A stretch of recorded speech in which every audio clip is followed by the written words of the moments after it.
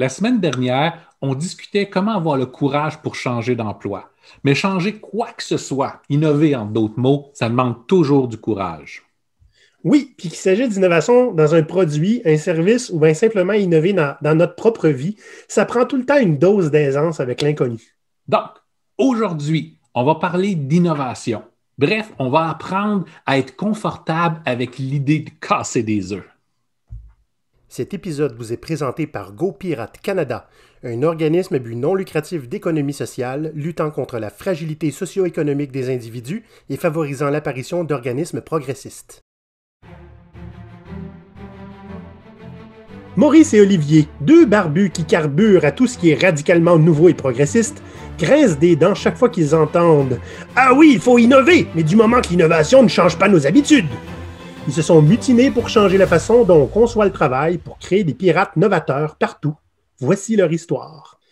Maurice, comme tu peux voir, à chaque épisode, j'essaie de changer la formule de notre introduction parce que j'aime ça l'innovation. Ça va bien? Oui, toi? Oui. Aujourd'hui, on parle d'un sujet qu'on a parlé souvent en conférence, Maurice. Hein? Je faisais souvent Oui. des conférences sur l'innovation. Puis, tu sais, cette semaine, ma conjointe et moi, on s'est claqué pas mal tous les films de Marvel, hein? Tous ceux qui regroupent la plus grande partie des super-héros, Avengers et tout ça. Et quand j'ai regardé Civil War, ce que j'essaie de dire, Maurice, c'est que c'est à cause de Tony Stark qu'on fait cet épisode-là. Tony Stark, dont le personnage qui fait Iron Man, qui parle aux étudiants du MIT, qui dit « Je finance tous vos projets, allez casser des œufs, go break some eggs ». Et là, j'ai fait comme intéressant. Des gens qui sont payés pour aller briser tout ce qu'on connaît en espérant découvrir quelque chose de nouveau. C'est quand même intéressant comme concept. Puis, ça m'a rappelé que c'est ça l'innovation. C'est essentiellement briser des choses avec lesquelles on est à l'aise pour essayer de trouver quelque chose de mieux. Oui. Autant c'est le fun de pouvoir voir quelque chose comme ça où là, tu as du budget pratiquement illimité pour pouvoir faire ça. Puis Oui. historiquement, on a eu on a eu des endroits où c'était possible. Hein? Les skunk work dans les compagnies de technologie dans les années 50, 60, 70. C'était important parce que ce qu'ils faisaient, c'était ils prenaient des choses qui existent puis ils se disaient OK, si on n'avait aucune contrainte, qu'est-ce qu'on est capable de faire avec ça? Donc, il y a eu de l'innovation incroyable qui s'est faite à ce moment-là, puis naturellement qui a coûté beaucoup d'argent aussi. Oui, Malgré le fait que bien souvent, ce qui nous reste de ces innovations-là, c'est ce qui est sorti complètement par accident. ah oui. Ben écoute, combien d'inventions ont été faites 100% en accident, là? Oui, Hein? L'allumette, ça a été un dude qui brassait du soufre, puis il a laissé son bâton sécher, puis en voulant enlever le soufre, ça a pris en feu. C'était un accident, je veux dire. Tu sais, il y a des centaines, vous pouvez regarder sur Internet, des centaines d'inventions qui sont arrivées par accident. C'est une forme d'innovation, en plus, parce que tu voulais, c'est juste que tu pensais même pas innover.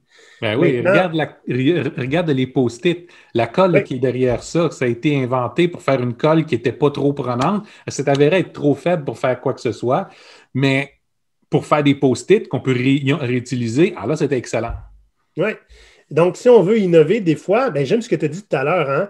Qu'est-ce qui arrive si on n'a pas de contraintes? C'est fort. Parce que les contraintes, souvent, c'est ce qui nous empêche d'innover. Oui, Généralement, c'est des contraintes de budget, soyons honnêtes. Des contraintes de confort aussi. On ne veut pas changer, donc on ne va pas risquer à casser quoi que ce soit. puis il y a le fait qu'on a des habitudes, puis on a des choses qu'on a appris, puis on sait comment la réalité fonctionne. Fait qu'à partir du moment où tu enlèves cette idée-là de on sait comment la réalité fonctionne, si on veut la redéfinir, qu'est-ce qu'on serait capable de faire? C'est sûr que 90% de ce qui va sortir de cette première discussion-là, ça ne veut absolument rien parce que c'est trop farfelu. Tout ce que ça prend, c'est une ou deux idées là-dedans que ça vaut la peine d'explorer et de dire OK, j'aime ça, comment on peut rendre ça faisable maintenant?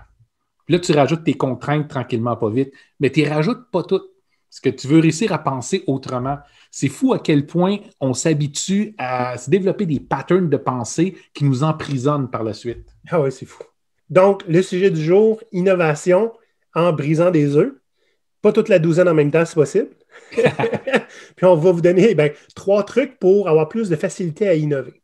À innover autant dans vos vies personnelles qu'au travail. Hein? Ouais. Parlant d'innover, Maurice, bon, c'est pas novateur pour les podcasts, mais c'était nouveau pour nous. on a parti notre compte Patreon. Hein? Oui. Donc, si vous allez sur patreon.com/GoPirate Canada, vous allez voir 5 super beaux niveaux de support pour lesquels vous pouvez vous abonner pour aider GoPirate à prospérer. Puis, ce qui est intéressant, Maurice, c'est que souvent, les gens n'ont pas tout le temps les moyens. Fait qu'on a créé des paliers qui peuvent accommoder à peu près n'importe quel budget. Oui.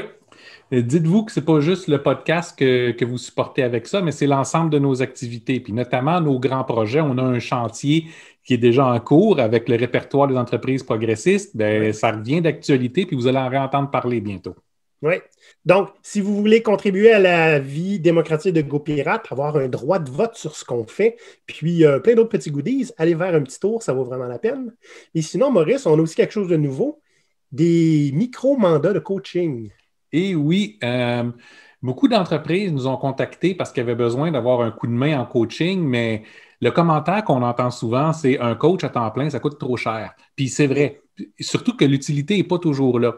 Donc, ce qu'on fait, c'est qu'on offre des blocs de coaching de 4 heures, 4 heures par semaine, à un prix abordable pour pratiquement n'importe qui. Puis on a une variété de sujets qu'on peut faire. Gros avantage, c'est que ça permet de s'adapter à vos besoins immédiats. Donc, on va adresser les sujets qui sont importants pour vous à ce moment-là, puis aider votre équipe à se rendre plus loin. Si vous êtes intéressé, contactez-nous, puis on va vous envoyer la documentation. Ça s'adresse à qui, ça? Les équipes, les gestionnaires? Celui qui paye. Ça s'adresse aux entreprises.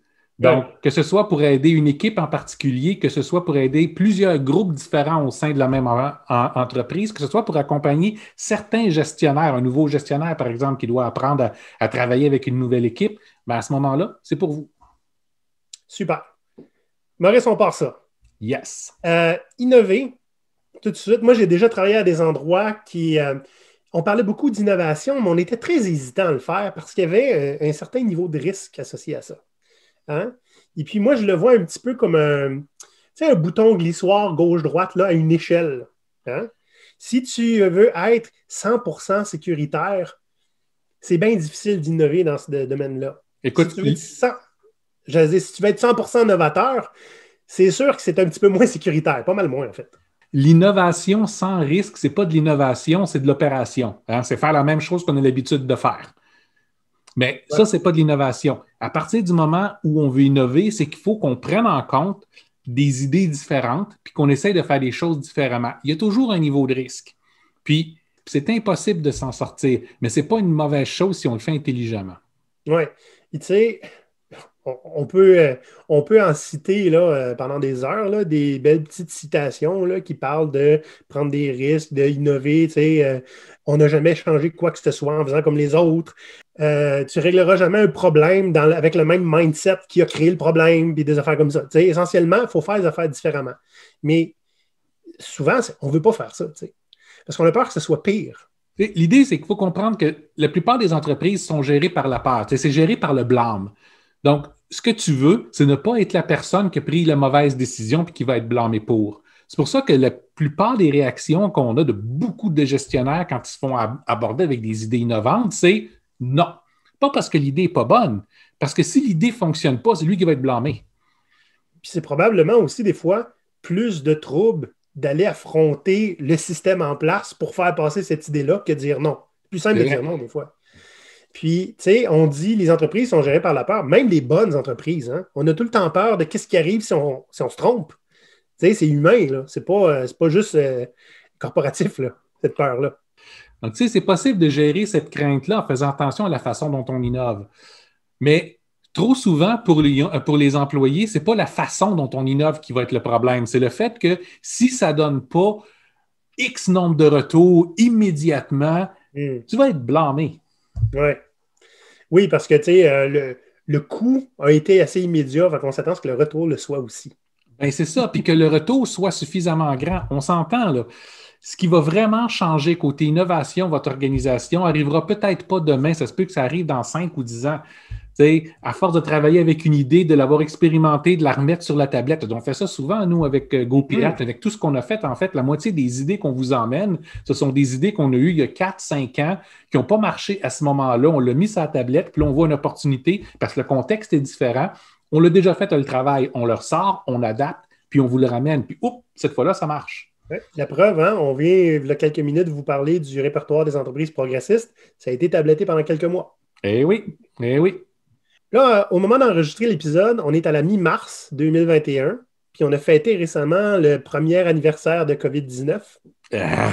Et il ne s'appelle pas COVID-20 tout d'un coup parce qu'il y a un an de plus. Hein? Puis, COVID, essentiellement, a un peu forcé l'innovation, dans le sens où beaucoup d'entreprises ont été forcées à faire des choses qu'ils ne faisaient pas avant. On pense immédiatement au télétravail. Moi, j'ai travaillé dans un endroit qui disait « Le télétravail, ça n'arrivera jamais ici. » 6 mois plus tard, il y avait du télétravail. Pas le choix. Ça, c'est un sujet que je trouve intéressant parce que on peut dire que ce qu'on a eu besoin de faire, c'est de l'adaptation, pas de l'innovation. Mais pour des entreprises qui étaient tellement pas au point d'être capables de s'adapter, ils ont été pris pour innover dans leur façon de voir, pas pour amener quelque chose de nouveau dans le monde, juste tellement changer leur petit univers renfermé avec leurs petites règles qui sont impossibles à modifier. Pour eux autres, le moindre changement, c'est la même chose que faire de l'innovation. Oui. Ça, on a vu ça beaucoup, puis on en a entendu parler beaucoup là, dans l'entreprise. Donc, beaucoup d'entreprises qui ont évolué, si on peut dire, dans leur esprit de croissance, dans leur mindset.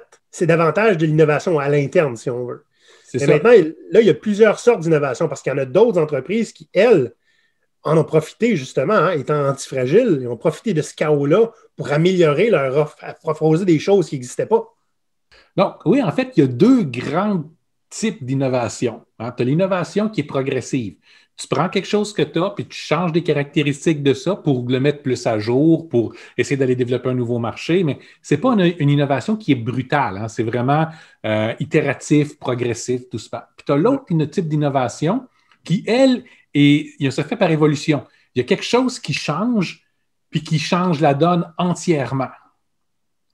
J'aimerais ça qu'on regarde là, les deux types d'innovation. Okay? Progressive, là, donc on part de quelque chose qui existe déjà. J'avais lu un super bon article qui m'a tellement marqué que je me souviens encore du titre. Ça s'appelait « What's your California roll? Hein? » C'est quoi votre rouleau californien? Donc, le gars, c'est un gars en marketing qui expliquait essentiellement quand les sushis sont arrivés sur la côte ouest américaine, c'était un désastre. Il n'y avait personne qui voulait manger ça, sauf les Asiatiques qui connaissaient ça. Ce qui se passait, c'est que les gens ne connaissaient pas les aliments, hein, de l'algue puis du poisson cru. Ça ne se mangeait pas vraiment à l'époque. Donc, il y a quelqu'un qui a inventé le rouleau californien. Le California Roll fait entièrement d'ingrédients de la région, de la Californie. Et c'est là que les sushis ont connu une progression de popularité super incroyable. Le gars a pris quelque chose qui existait, et il l'a adapté à son propre marché qui était différent du marché normal du sushi. Et c'est comme ça que l'innovation s'est faite. On n'a pas changé grand-chose. Ça a révolutionné l'audience du sushi davantage que le sushi. Donc ça, c'est un bon exemple de l'innovation progressive là, basée sur quelque chose qui existait déjà, mais qu'on a amené plus loin. Ouais. Là, l'autre format, l'autre type d'innovation dont tu parlais, c'est par évolution. Qu'est-ce que tu veux dire par là? Bien, des fois, on amène un changement technologique ou un changement de paradigme ou une idée qui est complètement différente de ce qu'on a connu, mais auquel les gens accrochent. Donc, à ce moment-là, c'est plus une question de juste continuer à faire évoluer la même chose. Regarde aujourd'hui, tu sais, les anciens buggy avec les chevaux, là, donc, on ne parle plus d'innover progressivement les carrioles aujourd'hui. On a passé à un nouveau modèle entièrement. On est rendu avec les véhicules à moteur. Ça, c'était une évolution. Plus besoin des chevaux, on a un autre modèle d'engin. On ne parle plus non plus à juste comment faire aller les voitures plus rapidement. On a atteint une certaine limite, on est content avec ce qu'on a. Si tu veux voyager plus vite, tu prends d'autres modèles, l'avion par exemple, d'autres modes de transport. Donc, ce sont des changements qui vont complètement transformer notre façon de travailler et d'agir. Okay. Regarde l'arrivée de l'informatique. Je veux dire, c'est plus une façon de te retrouver avec un abac qui fonctionne plus rapidement que les modèles d'avant. Tu es rendu avec des machines qui vont être capables de faire des milliers de calculs complètement différents, puis des calculs qui vont être capables d'être transformés de façon graphique. Donc, tu sais, c'est quelque chose qui était inimaginable il y a à peine 100 ans. Ah, puis sans parler de la démocratisation de l'informatique, là. Tu te souviens, il y a 10 ans, Maurice, ça valait la peine de dire qu'on connaît Office dans notre CV aujourd'hui. pas mal la norme. Ben, c'est ça. C'est démocratisé. Puis, tu sais, je me rappelle de l'époque où, quand on parlait d'informatique, on parlait que je sais comment utiliser un ordinateur. Maintenant, la moitié de tout ce qu'on fait est là-dessus. Oui, sur le téléphone portable.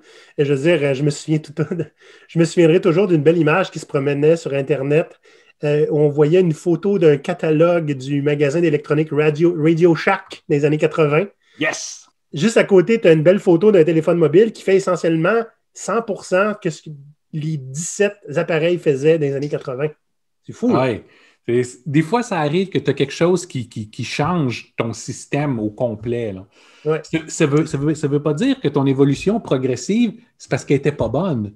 Ça veut dire que ce qui vient d'arriver est tellement différent puis tellement plus adapté à un besoin qu'on ne savait même pas qu'on avait que le shift va se faire tout seul. Ouais, c'est un changement de paradigme. Là. C'est ça, un changement de paradigme. Puis ça, c'est important à comprendre ça. Tu sais, on voit souvent, il y a des exemples, on parle de Kodak ou on parle de Blockbuster qui ont complètement manqué leur chance à évoluer puis qui sont morts à cause de ça. Hein. Pour ceux qui ne connaissent pas l'histoire, Kodak, dans les années 70, se sont fait proposer la photographie numérique. Puis, ils ont juste passé à côté parce que leur business était en photographie analogue. Souvent, cette histoire-là est montrée dans les cours de business pour dire, regarde, ça, c'est un manque de vision. C'est-tu vraiment un manque de vision? Si on pense à Kodak à cette époque-là, oui, ils pouvaient voir qu'est-ce que c'était. C'est pas qu'ils ne voyaient pas l'intérêt nécessairement, mais la photographie pour Kodak, c'était un élément de leur entreprise. Le matériel photographique, on parle des différents types de papier qui vont avec, les différentes façons pour enregistrer les images, pour traiter ces images-là, puis tous les autres produits qui sont associés puis qui n'ont aucun rapport avec la photographie, c'était ça qui était le core business de Kodak. Fait que je les amène quelque chose de super intéressant qui révolutionne un petit aspect de leur entreprise qui ne rentrent pas dans leur innovation progressive, qui c'est vraiment un changement de paradigme, puis ont passé par-dessus. C'est peut-être pas nécessairement un mauvais choix. En fait, en bout de ligne, oui, là, ça s'est avéré pas être bon pour eux autres, mais c'était peut-être pas une mauvaise décision sur le moment. Ça correspondait à quelque chose d'entièrement différent là, pour eux autres. Et tu sais, pensez aussi, s'ils avaient adopté ça, ça aurait rendu obsolète leur core business. Absolument. Où il aurait fallu créer une autre entité complètement à côté qui aurait fini par les manger quand même. C'est ça. Donc, tu sais, l'idée est là, c'est pas toujours facile de voir comment une innovation va remplacer ton milieu actuel.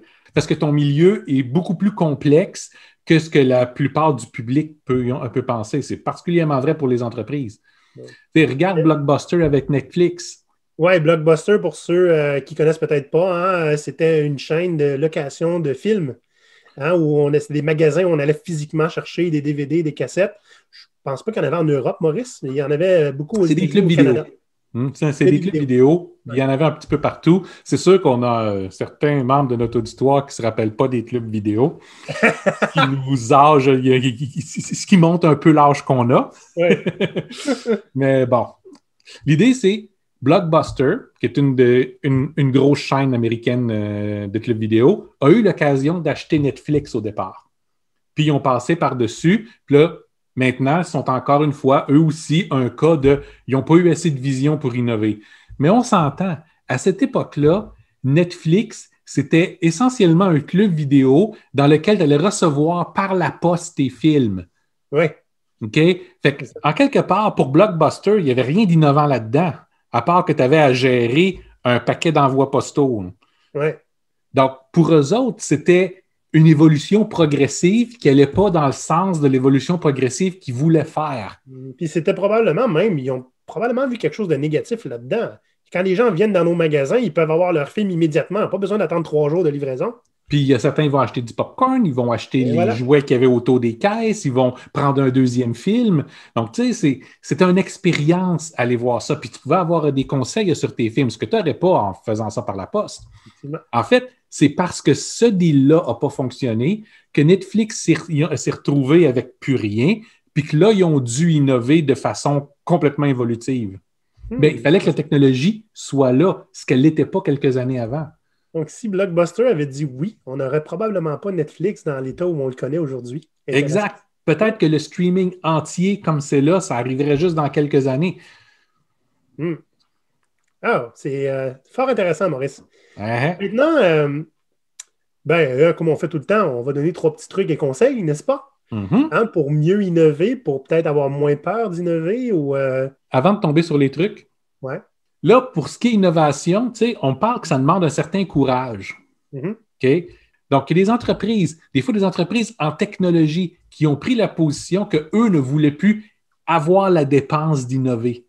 Fait qu'ils arrêtent d'innover complètement. Puis pour être sûr de ne pas disparaître, leur idée est, nous, on n'innove pas, on laisse les petites entreprises en start-up essayer d'innover puis de se tailler une place. Puis quand on commence à sentir leur pression, on les achète. Mhm. J'ai travaillé pour 2 entreprises qui avaient ça comme philosophie. Tous les groupes d'innovation au sein de ces entreprises-là avaient été fermés. Mais tout ce qu'ils font, c'est acheter ils ont des nouvelles entreprises et puis les absorber. C'est une stratégie. Est-ce que c'est une stratégie qui est nécessairement bonne? Dans certains cas, ça peut être valable pour eux autres, mais dans d'autres, ça ne le sera pas. Tu sais, c'est le genre d'entreprise qui disait aussi, on ne veut pas être le numéro 1 dans notre domaine, on veut être le numéro 2. On va laisser le numéro 1 aller de l'avant, dépenser tout l'argent pour rester numéro 1, puis se péter la gueule une fois de temps en temps, puis nous, on va juste copier ce qu'ils font puis rester en arrière. C'est intéressant comme mentalité. Ben on peut être le numéro 2. Mais ce n'est pas nécessairement pas valide non plus. Non. Au nombre d'entreprises qui disent qu'ils sont le numéro 1 dans leur domaine, mais quand tu regardes les voisins, tout le monde est numéro 1. Je veux dire, ça a le mérite d'être différent. Ouais. Intéressant comme intervention. 3 trucs et conseils, Maurice. Le premier, je le trouve intéressant parce que ça rejoint pas mal tout ce qu'on dit tout le temps, et aussi ce qu'on fait. Hein, c'est échanger avec d'autres personnes, essentiellement des relations triadiques. Oui. Si vous avez des idées, la meilleure des choses que vous pouvez en faire, c'est parlez-en avec des gens que vous connaissez ou avec des gens que vous ne connaissez pas des fois. L'idée, c'est que vous voulez avoir des perspectives différentes puis sonder comment votre idée est perçue. Éventuellement, vous allez finir par vous trouver des compagnons de discussion qui vont être aussi ouverts que vous autres, puis qui vont embarquer sur vos idées puis qui vont y contribuer aussi. Ça, c'est vraiment le fun parce que ça aide non pas à valider réellement la validité de votre idée, mais ça aide à valider le fait que l'idée est intéressante et elle vaut la peine d'être explorée. Écoute, Maurice, si on veut aller dans le concret, là, hein, on parle de Patreon tantôt. Qu'est-ce que je fais depuis 2 jours sur LinkedIn? Je vais voir des gens qui commentent, mais que je ne connais pas. Puis je leur demande, écoute, as-tu 2 secondes pour un service? J'ai besoin d'un avis non biaisé. Parce qu'on connaît beaucoup, beaucoup de gens. J'aimerais ça, avoir l'avis de gens qui nous connaissent peu. Allez voir notre Patreon et dites-nous, c'est une bonne offre pour vous? Qu'est-ce qu'on peut offrir de mieux pour quelqu'un qui ne connaît pas? Puis ça nous dit, écoute, on a eu des réponses, des idées malades. Parce que les gens qui nous connaissent n'osent peut-être pas nécessairement nous proposer des choses non plus. Je veux dire, on est gros puis barbus. Mais c'est pas juste ça, mais c'est qu'on a des patterns, on a des façons pour présenter nos choses, puis les gens qui nous connaissent, veut pas, on mariné là-dedans suffisamment que jusqu'à un point, ils pensent un peu comme nous autres. Fait que ça prend des gens qui ont un point de vue différent. Ils sont déjà convaincus qu'on fait la bonne chose. C'est ça. Certains vont être prêts à embarquer dans notre Patreon, même s'ils ne recevaient aucun avantage pour. Ouais. Mais c'est pas le cas pour tout le monde. Voilà. La deuxième, c'est un classique, Maurice, mais ça vaut la peine de le revisiter, c'est de faire des petites expériences contrôlées. Oui. Essayez de voir ce que vous voulez atteindre comme but ou quelles questions vous voulez vous poser. Mettez-vous un budget en temps, en argent, en risque. Comme ça, le maximum que vous risquez de perdre, c'est qu'est-ce que vous misez. Mais ce que vous pouvez gagner peut être énorme. Ce n'est pas juste répondre à une question que vous essayez de faire ici. Ce que vous essayez de faire avec votre expérience, c'est de voir jusqu'où est-ce que vous êtes capable de pousser cette idée-là avec les contraintes de temps et de budget que vous vous êtes mis. Ouais. Comme ça, vous ne courez pas vraiment un risque parce que vous pouvez le considérer comme perdu d'ores et déjà. Mais vous avez un risque de gagner beaucoup. Oui. Ce qui est important aussi, c'est les mots petits et contrôlés, je trouve. Contrôler dans des contraintes. 2 semaines, ça contribue au petit aussi. Ce n'est pas une expérience qui est trop longue. Mais contrôler, qu'est-ce que ça prend pour que ce soit un succès? Se mettre ça comme contrainte au début. Hein? Ou qu'est-ce qu'on veut vérifier avec cette expérience-là? Qu'est-ce qu'on veut essayer de comprendre? Quelle hypothèse on veut vérifier? Puis, contrôler, c'est aussi, ben, tu contrôles les paramètres dans le sens où c'est pas une expérience, allez-y, faites comme vous voulez. Tu sais, tu mets une limite autour pour la contenir, pas que ça explose. Exact. Le petit, ben, tu le fais localement. Tu sais, si tu fais une expérience de gestion d'équipe, ben, vas-y avec une équipe. Fais-le pas avec tes 7 équipes. Fais-le avec une pour voir qu'est-ce que ça fait. Tu sais. Puis, il faut vous garder en tête que le résultat ne sera probablement pas celui auquel vous vous attendiez. Puis c'est correct. Okay, c'est pour ça que c'est important qu'avec ces expériences-là, tu n'essaies pas de répondre à une question oui ou non. Ça vaut-il la peine de le faire ou ça ne vaut pas la peine? Non. Vous voulez savoir, OK, ça pourrait valoir la peine dans tel contexte, tel contexte, tel contexte. Ou, ben, ça aurait pu valoir la peine, mais on a découvert telle autre chose qui va fonctionner tellement mieux. Donc, vous voulez avoir une approche de découverte dans votre expérience. Le troisième truc se manifeste avec un seul mot à l'impératif. Sauter. Et là, j'espère que tu ne parles pas d'exploser. Là. Ah non. L'idée, c'est on est toujours restreint par la peur, par le risque. Puis des fois, il y a certaines des innovations qu'on peut faire, puis c'est particulièrement vrai dans le cas de nos vies personnelles. Tu sais, on a les 100 millions d'excuses pour ne pas le faire, même si le faire pourrait nous apporter X, Y, Z choses. Ça peut être aussi simple que je veux partir en vacances dans un autre pays parce que je ne l'ai jamais fait, puis je veux m'immerser là-bas. OK? Ben, vas-y, essaye. Si tu limites ton expérience, comme on l'a vu au point d'avant, là, au conseil d'avant, pour pas que ça parte hors de contrôle, ben, essaye-le, même si tu ne sais pas dans quoi tu t'embarques, si ton risque n'est pas bien grand, le mieux qui va t'arriver, ça va être une histoire intéressante à raconter après. Ben oui. Tu sais, j'ai toujours dit, Maurice, un des moyens d'apprendre à nager, c'est de se lancer à l'eau. Mais là, je ne parle pas en plein milieu de l'océan, avec pas de bateau autour, puis plus de sauvetage, hein? De se lancer à l'eau dans une petite piscine, pas trop grande, puis qu'on a un moyen de s'en sortir, donc contrôler les petits. Hein? Donc, faire une expérience, se sauter à l'eau, et spécialement quand il y a d'autres gens autour qui l'ont déjà fait, qui savent nager. La première fois que j'ai fait une conférence, j'ai amené mon patron qui avait déjà fait ça. Comme ça, je sentais la pression divisée par deux. Ouais. C'était un bon moyen, ça.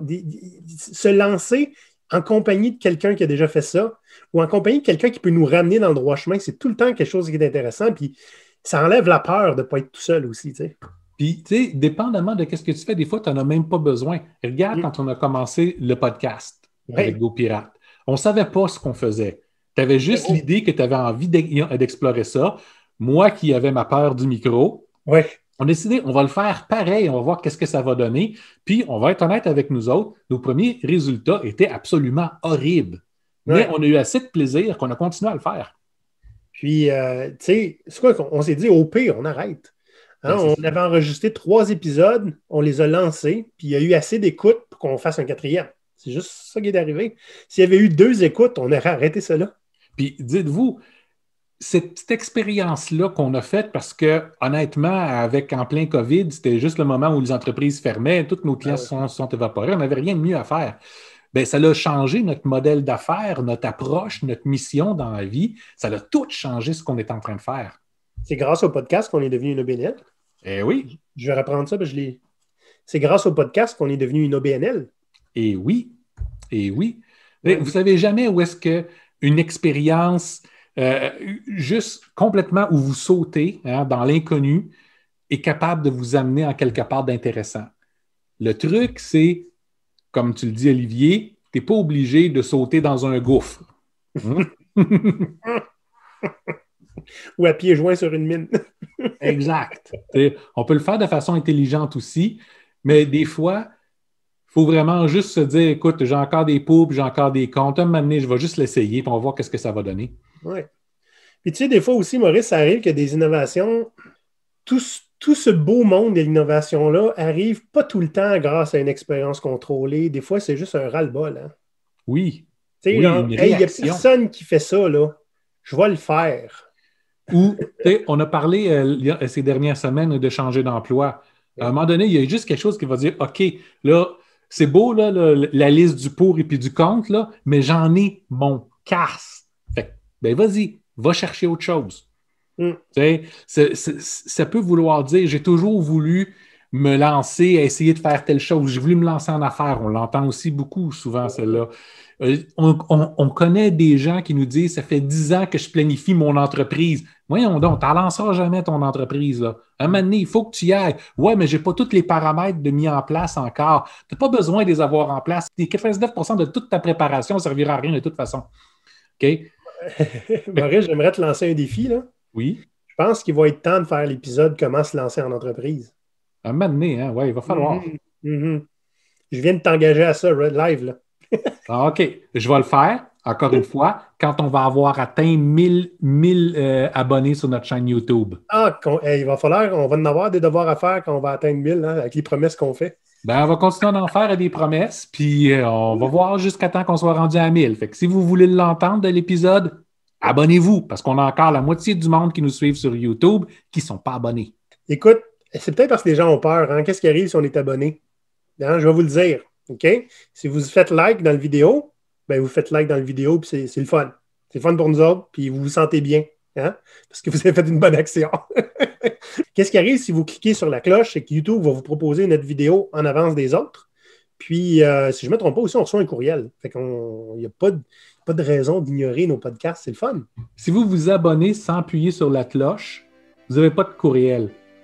Mais vous êtes considéré comme étant abonné. Donc, quand vous allez sur YouTube, ils vont vous proposer nos dernières vidéos beaucoup plus facilement.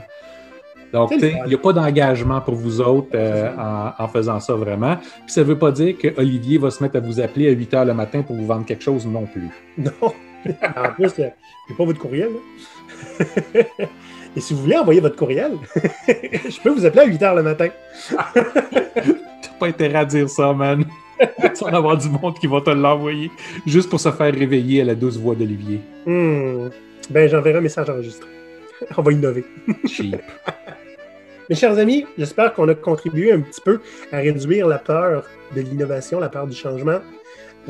Puis, n'hésitez pas, hein, si vous avez des questions, vous voulez innover avec votre équipe, faites-nous signe. Nous, on aime ça aider les gens. Ouais. Hey, Olivier. Oui. Ton décor, il va arriver après qu'on ait fini le confinement, hein? Écoute, ça me dit que c'est rendu au Canada, mon décor. Oh, c'est plus à l'autre bout du monde, mais je ne sais pas c'est rendu où. Ça s'en vient. C'est pas des gens qui ont innové dans la livraison, honnêtement. Là. Les pirates, on se voit la semaine prochaine. Bye bye tout le monde.